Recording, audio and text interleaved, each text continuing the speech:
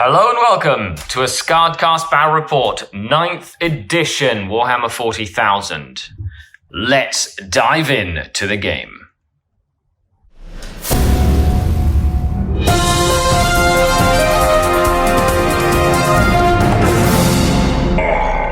The Dark King. Hello and welcome to another 40k Battle Report. It's 9th edition. Today I'm here with Cody at the Hooded Goblin in Georgetown, Ontario. And we are having a 9th edition Battle Report.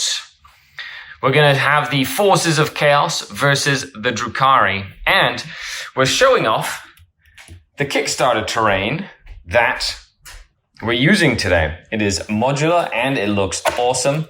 It all comes apart and you can use it and stuff. We'll talk about that more as we go along. But it's 1,500 points of Chaos and Demons versus the Drukhari. Ooh, there they are. Look at them. Look at them. So sexy. Let's begin. And here we have 1,500 points of Drukhari. I am going for a triple patrol because I feel that's the way to go with the Dark Eldar in 9th edition. At least right now, because it's super fun. I get all my command points back. I have a patrol of Cabal of the Blackheart, Archon Skari with a blast pistol and a huskblade, 2 units of Cabalite warriors with just 5 strong. No special weapons on them whatsoever. That is 3 units of infantry, which then allows me to take 3 Venoms, because you have to take 1 unit of infantry for every dedicated transport you want to take. Then I have 2 Ravagers, since in a patrol you can only have 2 heavy supports, and a single Void Raven Bomber. That's right, with missiles as well. Then we have a patrol detachment of Cult of Red Grief. That's for advance and charge. We have Drazar leading, because Drazar is a boss man. We have 5 witches and 9 Reaver jet bikes with 3 heat lances. And then we have a Prophets of Flesh patrol with 9 racks with an ossifactor. These are great for black cornucopians, so they can come back to life if they can be recycled, essentially. 1 homunculus with hex rifle and 7 grotesques. That's right, 7. And that's 1,500 points of Dark Eldar. Yay. And here we have 1,500 points of demons. And this is just straight demons. So we have, Cody, why don't you sort of let us know? People love to see your demons on the table because they look sexy. Mm-hmm. Tell us more about your list, sir. So it's a battalion and a patrol. The patrol so we can get the locusts for advancing and charging. Yeah. And then you've got a battalion with your super beefy Lord of Change. So he's got the robe, so he gives a 3 up invul, and then he's -1 damage. Yeah, so he's the warlord. Yeah, he's the warlord. And then other than that, it's a pretty straightforward triple keeper list. Run up people and bash your face. And there's also 196 points of summoning to bring in that 6th HQ, which you don't have a slot for. The new codex, the new edition really changes how many HQs you can fit in a list. Yep. So that guy has to be summoned in, and if I don't want the epitome, I bring in a bunch of horrors. And these are, of course, demonettes for today. Yes. These cultists are demonettes. They're running around. They fooling you with being an Escher gang. Yes, sir. Now, you have paid for 3 exalted greater demons. Yep. So you have 1, 2, 3. And you're going to roll every time, because now that you have to put stuff like that on your list, you just want to roll for it. And with the Those are the rolls, by the way. We don't know what they are just yet, but we'll come back to them. With the exalted, it just seems worth it to roll. All the abilities are pretty good except 1. Awesome. And then you got Brims, 2 units of 4 Nurglings. Okay, well, I will say it's always a blast to play against the demons, and this is definitely a no holds bar, get up in your face and murder everything with Shalaxi Hellbane, and then 2 Keeper of Secrets, and then a Lord of Change and a Demon Prince. Whew. Whew. No hiding on second floors. Yeah, no hiding on. 5-inch engagement range up floors, no more. I can no longer hide on the second floor of ruins. Okay, let's dive into the mission. Mission. We are playing mission number 5 of the Warhammer 40,000 9th edition rulebook, which is Scorched Earth. So there are 6 objectives on the table, and you can burn them to the ground by having a unit complete an action if they start their movement phase in scoring range of an objective that has no enemy units in it. You can basically burn the objective to the ground, and it just gets removed from the table. Now, you can pick a secondary objective that has to do with that if you want. In 9th edition, a lot of missions have specific secondary objectives to that mission. So if you wanted to try and get points that way, you can. Basically, if you burn both of your opponent's objectives, you get 15 points. Or if you burn one, you get 5 points. So it basically encourages you to go and destroy your opponent and get really aggressive. So it is sort of like a Dawn of War deployment. You have 10 inches up, 12 inches from the middle. All measurements are done from the middle of the board, so it doesn't really matter what this table size is, but we are playing with the new table size. And we've gone back and forth. Cody won the role to pick deployment zones. He picked that side, and he started deploying. Now, it's really neat. In 9th edition, you have to basically allot and allocate units to reserves and to your dedicated transports secretly before deployment. So you have to commit. So I committed my racks into Deep Strike. Cody committed his demonettes into Deep Strike. And then I put my 2 Cavalry Warrior units in Venoms and 1 Witch Squad into Venom as well. And then we went back and forth. These move crazy fast.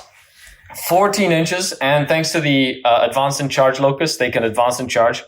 So they're going to be like right here on the first turn. This Exalted Seeker got plus 2 inches to their movement, which means they move 16 inches. So it's the fastest thing I've ever seen. We have back here some Brimstones and some Nurglings back there, just hiding. And then over here we have some Nurglings as well. As for keywords, this is of course difficult ground because it's a crater. This is an obstacle. We've decided to make this unstable ground. So you can't go on top of this. You can just kind of go around it. This is also all unstable. So you can't finish moves on top of these pieces of terrain, which is a standard thing for like obstacles and whatnot. That's difficult ground as well. And these will be obscuring, they're breachable, defensible, all the stuff that is associated to ruins normally. Then these are light cover, just light cover. So you get +1 to your armor saves as well. So with that, that's it. Cody, do you have any notes? All right. So as for Exalted, he got +1 power. And if he were to deny me, he would steal the power. Yep. But I don't have any powers. And then the other one got, if I fail a morale test, it moves towards the unit that failed the morale test, a full move, which is hilarious. But that means that, say, for example, this guy's over there, then he shoots me his stuff or whatever, and then this thing fails a morale test, it can literally grab it and move 12 plus D6 inches because it's like a movement phase towards, as long as it ends close to the thing that failed morale, which makes them crazy fast. As for secondary choices... And exploding sixes. Oh yeah, and it got exploding sixes. As for secondary choices, I've gone for Engage on All Fronts, which is the new name for Recon, which means having one unit entirely within 3 or more table quarters. I get 2 points if I have a unit entirely within 3, and I get 3 points if I have a unit entirely within all 4. Cody went for the same one as well, because, as the objectives are placed, you kind of want to get into those table quarters. So, putting them in, getting there, it's going to be good. Just means he has to basically get aggressive with that as well. We also took repair the teleport homers. Yep. So it's kind of like a behind enemy lines style if you played ITC ever. If you have an infantry unit entirely within your enemy's deployment zone, you can start repairing and get 5 points every time you complete that action, which means you need to do it 3 times over the course of the game to get 15 points. So I've taken that, he's taken that. And then I took Bring It Down, which is kill monsters. And he took Bring It Down, which is kill vehicles as well. So I get 3 points for every big one that I kill and 2 points for that one. Yep. So a maximum of 14 points if I kill all of them. And then he gets a max of 13. So it's 2, 2, because they're 10 wounds each. 2, 2, 2, and then 3 points for that guy. So we can't max it out. We can't physically max it, but it's the one that gives us the most amount of points based on what we're doing. Okay, Cody. Other than that, this terrain, of course, you want to talk a little bit about the Kickstarter? The link will be down below, by the way. There's like 4 days left or very few days left. So check it out. It's already over $70,000 funded, which is awesome. And they not only have terrain, but also really cool miniatures and models. Yeah, so there's over like 100 pieces of terrain. There's over 50 minis. And then there's a bunch of really cool spaceships.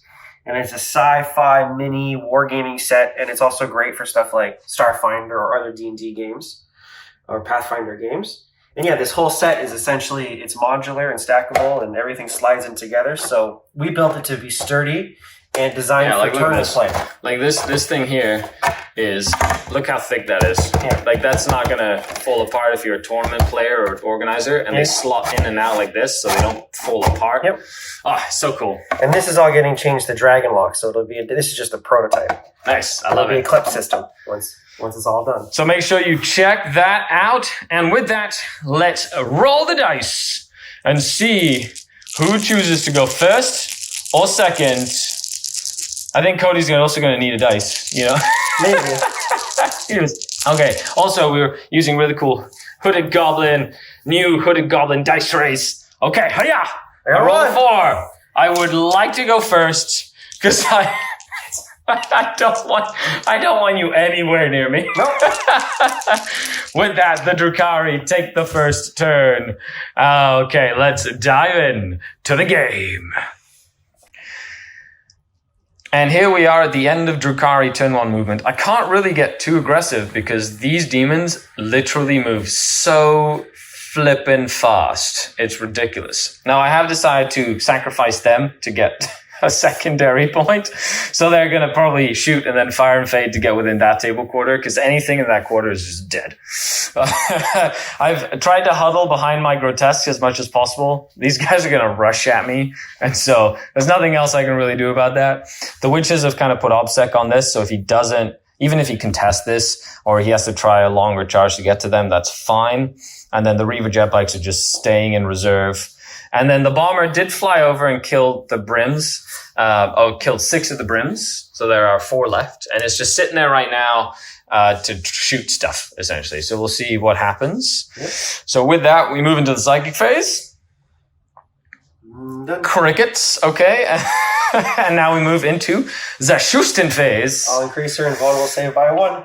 And then the super fast moving is going to be invulnerable save 4+, which is pretty... She's important, right? Yeah, she's got all the good abilities. She's got the good abilities and she's super fast and stuff like that. So it might change my main target. So we'll see kind of how that works. Okay, let's move on to my shooting phase, turn 1. End of turn for the Drukhari. I am going to get 3 for engage on all fronts. She'll actually pass 6 of Feel No Pains out of all the saves. She has 9 wounds left. Yep. Woo! With 6 Feel No Pains on a 6+. Thanks to her little shield, right? Yep. Is that right? Yeah. She's like, bing, bing, bing, bing. So she was like, I'm going to survive all of this. Okay, so she has 9 wounds left. She's not bracketed. I did put 1 wound on that one. They're probably dead next turn. Yep. And then the Voidrune Bomber killed 3 of the brims with missiles, and it failed its morale test. But with that... we're moving on to turn 1. I did get 3 points. I'm holding 2 right now, so I will get 10 points if he doesn't stop me from holding one or the other. Mm-hmm. So we'll see how that goes as we move into turn 1 for Chaos Demons. Okay, how do I want to... Demons, turn 1, movement and psychic phase. We had all the demons is basically advanced. Look how aggressive they got. Yeah, super aggressive. She perils while trying to do a power. Yeah, feel no pain. But did feel no pain herself. Yep. And then these are -1 to hit. But she's already -1 to hit with ranged, and she's already -1 to hit with shooting. With melee. So, but it's only -1 regardless. So they're -1 to hit right now. And because of the advance and charge aura, she can now make a charge roll over here, even though she moved 6, she moved like 19 inches. It was crazy. She moved 20. 20 inches. Yeah, that's right. Super fast movement. She moved really well as well. She can advance and charge. She's taken 1 wound from before, but this guy just went ham in the psychic phase. Absolutely murdered. Did a Vortex of Doom that went off of max power. Didn't kill any of the grotesques, but nuked my homunculus. And then super smited for 6 mortal wounds to kill 2 grotesques. So let's just say he was just on fire. Almost almost treasonous the Drazar, which would have been terrifying. And then over here, we had another smite kill one of them. So with that, with the Vexator Mask now dead, we're going to move into the charge phase. Yep. So he did even use his gaze reroll to try and get all the Drazar. So close. So close. Okay, with that, we'll move on to the charge phase, and we will return after the demons have rushed into the Drukhari lines. We'll start with it. And here we have the end of the charge phase. Oh, shit! It happens. So he rolled. He needed to roll an 8 to get in. No, 9. No, 8 here, 9 there. Oh, right. So he rolled a 7, and then I vected the reroll. Yep. So he was unable to get into combat, which means my witches are still alive and they're holding the objective. Yep. Then over here, he needed a 9 and rolled an 8 because it's -2 for the crater, yep. which is a big deal. Apparently, craters they even now -2 from your movement, even yep. not just the charge roll. So craters interesting, very very interesting new dynamic in 9th. So that gives me a bit of a saving grace. However, these poor guys did get murdered by that demon prince. Oh yeah. So with that, he will get 3 points for engage on all fronts, and we will be moving into turn 2 for the Drukhari. Okay.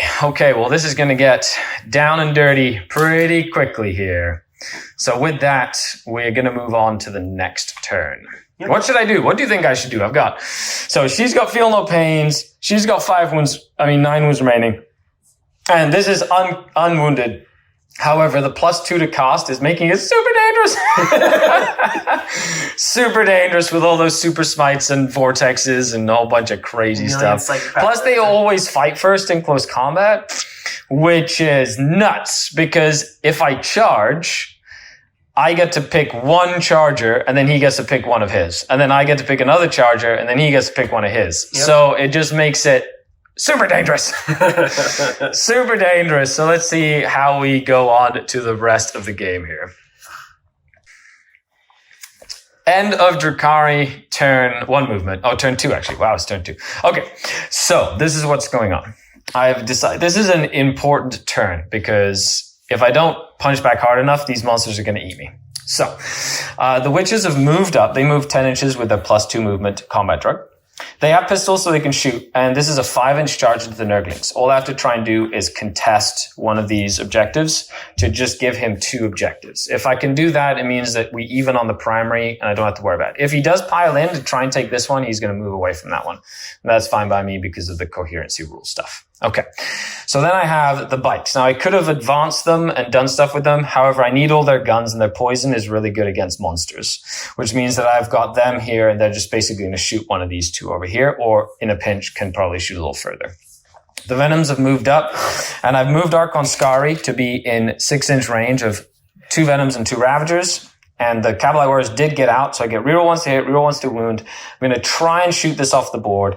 And then the Grotesques have lined up a charge, potentially going into one and or the other, depending on what I need. The plane has moved into that table quarter for engage on all fronts, which will give me another 3 points. The Demon Prince can easily just move up and go murder it, which is fine. But other than that, I need the guns on that thing, which is why I'm using him. Last but not least, I brought the racks on with the webway gate, and they've arrived in that corner. They're going to start repairing that Voxcaster or whatever, which means if they successfully do that, it'll be 5 points for me, which will be good. Okay, so with that, we move into the psychic phase. I don't have any psychic phase. So we're going to move into the shooting phase.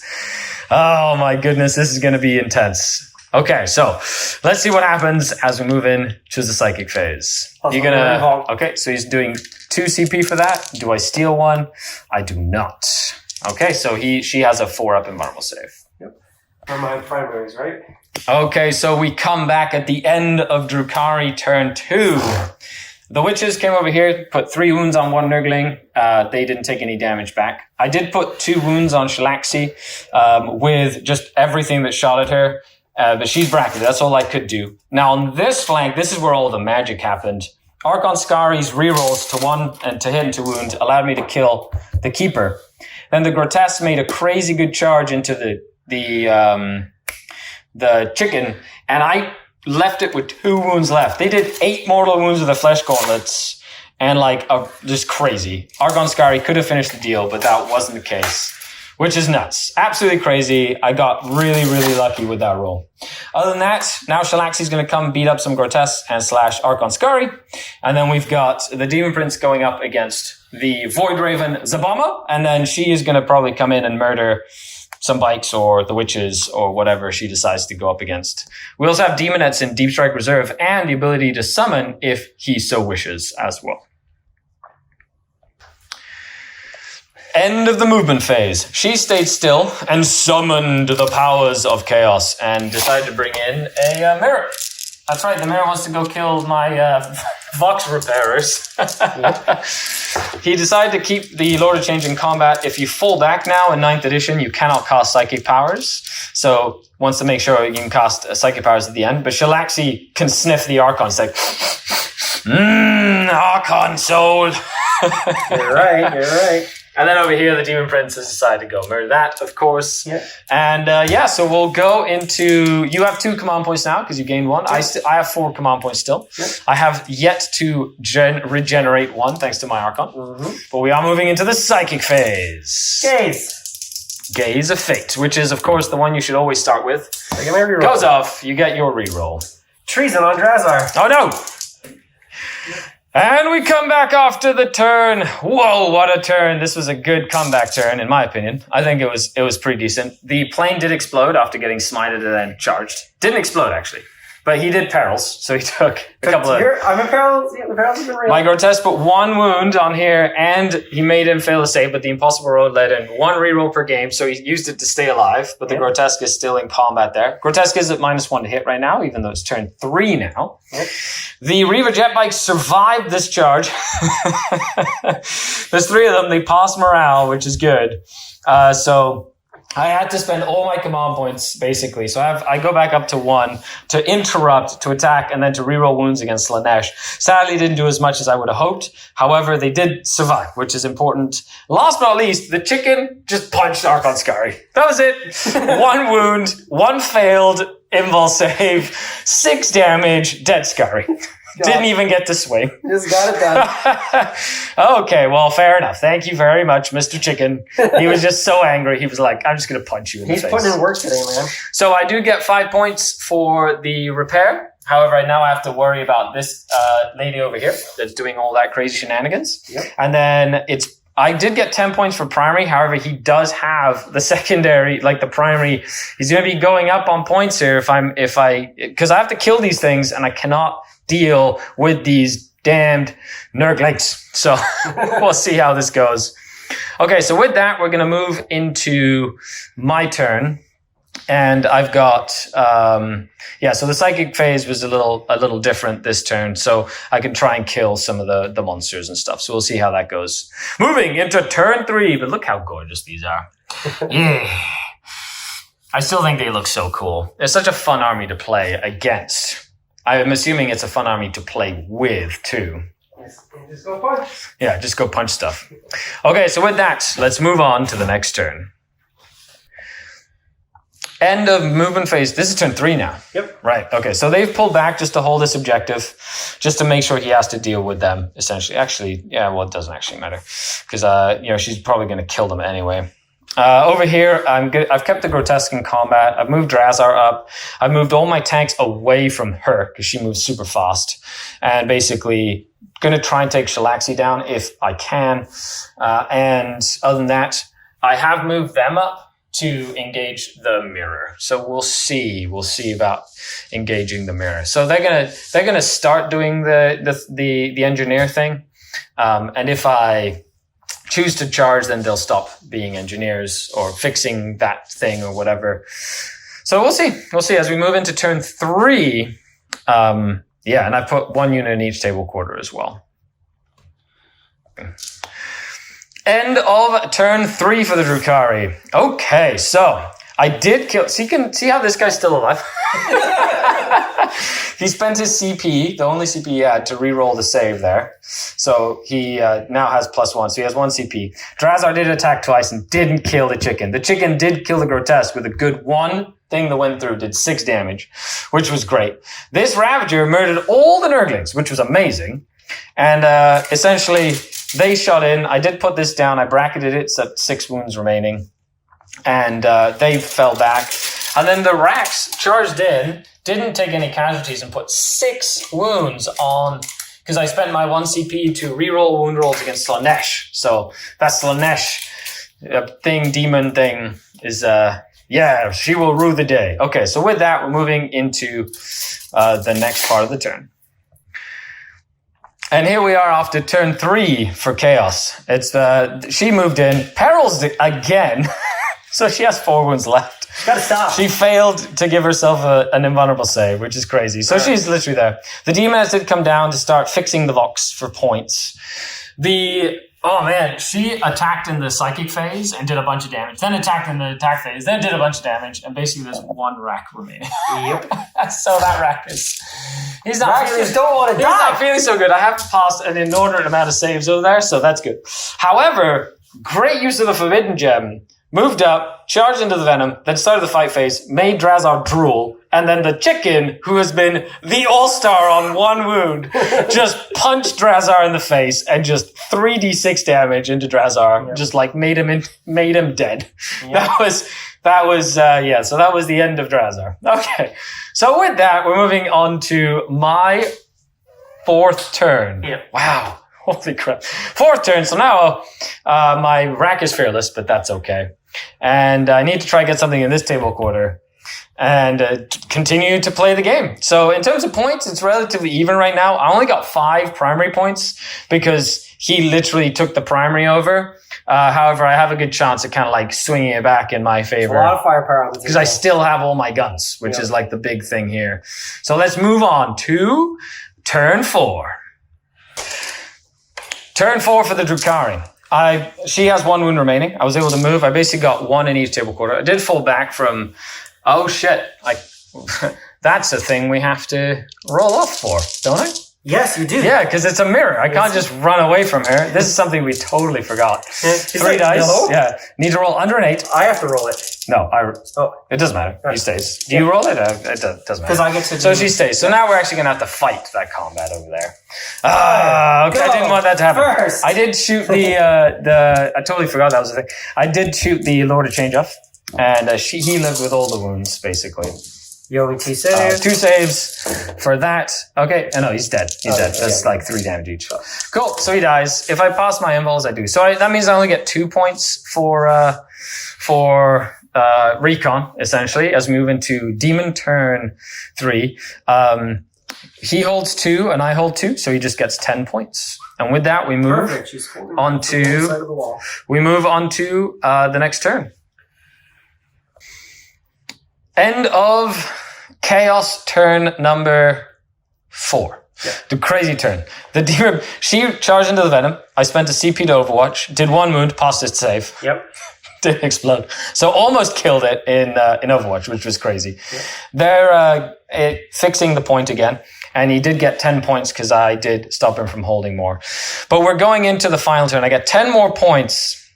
And this is basically down to the wire. It is really, really close because I can't score any more of the secondary points behind enemy lines, essentially, which means I have to try and get my killed monsters and stop him from scoring 2 points for primary, essentially. He's going to be like my biggest thing.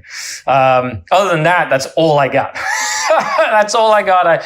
It's literally trying to kill that Demon Prince and trying to kill this thing. Yep. And I don't have much left to do it with. I've got 2 Ravagers and 5 Cabalite Warriors. This has been an absolute bloodbath. But other than that, it's been a super, super fun game with stuff going back and forth. It's been super fun. You know, Cody thought he was losing it at 3. Now it's looking like it's going to come down to like just the wire at the end of the game with points. Teeny tiny points here and there. So it's going to be crazy. Yep. So with that, let's dive in to the turn. She did. End of my final turn. He moved up to get in this table quarter to get my 2 points for that table quarter. These Cavalry Warriors moved up, shot, did 1 wound. She passed her save, which is good. And then Fire and faded out of heroic intervention range to take that objective and contest it, essentially. And then shooting, the Ravager took down the demon, and then this ravaged down the Nurgling, which then means he only gets 5 points for his primary. I get another kill on a big monster, and now he's basically coming in to try and take down to get another 2 points for killing that. But he did get 5 more points. I think that might be the difference here. So we'll see how that resurrect goes. on the Nurglings. Is it 1 CP? Because 3 died, and I was like, I couldn't. Okay, so what happened was he had 1 Nurgling, and he could have spent a CP last turn to basically roll a d6 for each Nurgling base that had been destroyed, and on a 5+ brings a base back. So he did roll it. He brought an extra base back. However, he had failed 4 saves against the Ravager, so both of the Nurglings just died anyway. So it didn't actually change the outlook. But when you have Nurglings, make sure they're all dead, or they will come back, because that is a great stratagem for 5-ups. Okay, with that, moving into the final turn, then we'll come back with the final tally. This is so close, I don't even want to count the points. That's a bite. yeah, there we go. This is Okay, so end of the game. This guy did kill the Ravager. That gives 2 points. Yep. And then that's it. That's the end of the game. He does get 2 more points for being in every single table quarter. And counting the points up, drum roll. 63 points for me and 67 for Cody. I don't know how that happened. It's actually an exact 5-point difference. He got 2 turns worth of behind enemy lines with the demonettes. I only got 1 because he sent, he was able to engage me and basically stop me from getting those actions. And I wasn't fast enough at having a secondary unit ready to go in to, if I would have had a Kabalite Warrior unit here ready to go in, just in case that would have happened, that wouldn't have happened. I would have gotten extra points. And we both misjudged when that had to happen. Because we're both a turn late. Yeah, we're both a turn late because you can't start scoring it on turn 5. You need to score it on turn 2 to 3, 3 to 4, 4 to 5. If you want to max it out. Adjusting which to is 5 very turns important. is a big change. Yeah, 5 turns. Excellent. Cody, thank you so much for the game. Thank you. Make sure Air handshake. Air handshake. Yes, sir. Social distancing, masks on, PPE, all that good stuff. Yep. Make sure you check out the Kickstarter for this awesome looking terrain, as well as the other like miniatures and whatnot. I will put the link down in the description. And I hope you enjoyed this 9th edition battle report. Cody, this is your second game of 9th, essentially. What was your initial impressions, or your impressions of the game? I like this list more than the list I played the last time we played. Mm-hmm. Characters are a lot harder to use now. Melee's changed drastically. And how everything interacts, like the different changes to Overwatch, all that kind of stuff. Like the entire game flows, has a different flow to it. You've got to adjust to how you've got to maneuver, and it's all about board control this edition, it feels like. It's all about being able to stick to objectives and getting stuff to get those secondaries. Like that's the whole game. I will say Nurglings are excellent objective holders. Yeah, I'm going to say they're going to be incredibly powerful for Chaos and Demon units, because they're really durable for what you get, the stratagems to keep them alive. And let us know what you think down below. My MVP, of course, was the Grotesques, which just are amazing every time I use Lord them. of Change. And the Lord of Change Every just time did not die. Thunder Turkey comes to play. Thunder Turkey. That's right. Don't underestimate the Thunder Chicken. Okay, everybody. Thanks a lot for tuning in. I've been Skari, your grateful host, and this has been Cody from the Hooded Goblin. Make sure you check out the links to the store and order your 40K stuff today. They're doing pre-orders for 40K on the 11th. So make sure you check that out. Patreons get a really cool discount. Yes, they do. Okay, thanks a lot, everybody, and we'll see you on the next one. Skari out. Bye-bye. Bye.